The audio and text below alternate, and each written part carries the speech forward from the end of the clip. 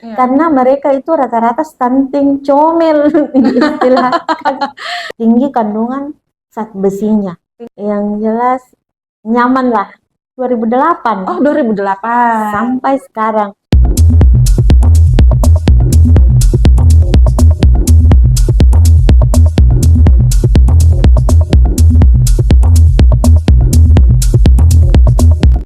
Halo Sobat Podcast About Andreapi, salam Kilisu, salam Kipilai. Ini bagaimana Bu? Boleh nggak Bu jelaskan ke Sobat Podcast semua ini?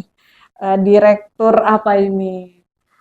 Ini saya kasih nama kelor tabur karena dia memang ditabur di makanan. Oh, baik. Hanya kebetulan ada teman bilang, harus ada namanya ini. Ya. Jadi diusul lah itu teman, taruh saja namamu karena ini bisa, maksudnya masyarakat karena kau sebagai petugas gizi, Iya. dia akan lebih ingat dengan namamu. Iya, benar.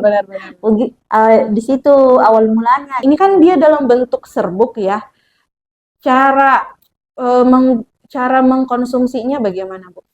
Ini kalau untuk dia jadi minuman, dia hanya diseduh dengan air panas cukup seujung sendok. Oh, baik. Banyaknya seperti isi teh celup. Kalau diniatkan jadi obat, cukup itu diseduh dengan air panas. Seujung sendok saja. Seujung sendok. Mungkin sekitar setengah sendok teh ya. Ya, Ya, baik. Itu untuk dijadikan. sekitar itu untuk dijadikan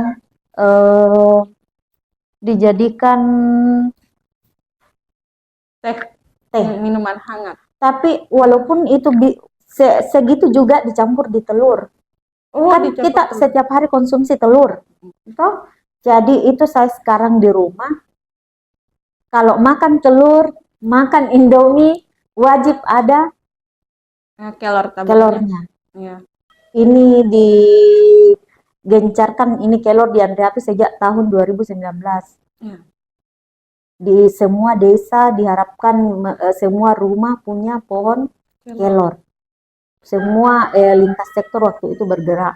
Jadi dari itu, karena ini Andreapi sudah banyak nih tanamannya toh, jadi saya lagi berpikir karena di tahun anakku itu karena anakku yang bungsu itu saya yang jaga, saya harus berpikir sayur apa kira-kira yang cocok saya bawa ke kantor bersamaan dicampur di makanannya. Oh, iya. Jadi akhirnya saya olahlah ini kelor. Dari tadinya yang kelor segar, ya, dikeringkan. Sebelum kita menutup ini Bu, sesi kita hari ini, ada tidak yang mau Bu Madina sampaikan sebagai pesan-pesan buat semua Sobat Podcast About Andreapi tentang utamanya tentang kesehatan?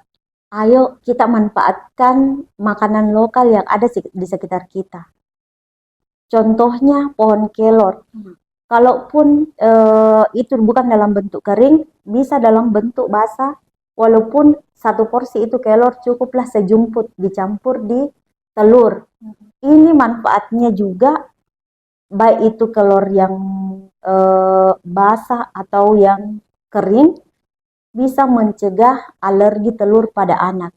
Nah sekarang ini dianjurkan semua balita atau semua yang sudah makan telur sebutir sehari. Untuk mencegah stunting, untuk memenuhi kebutuhan protein pada balita supaya tidak stunting, karena proteinlah yang dipakai untuk bertumbuh dan berkembang. Jadi kadang juga ada orang tua berpikir, kalau makan telur anakku gatal. Silahkan coba campur di kelornya, campur di telurnya. Insya Allah itu bisa menekan alergi telur pada anak. Jadi mungkin itu saja, semoga bermanfaat Sobat Podcast Sobat Andreapi. Nah, sampai ketemu di podcast selanjutnya. Salam Akitlisu, salam Akipilai.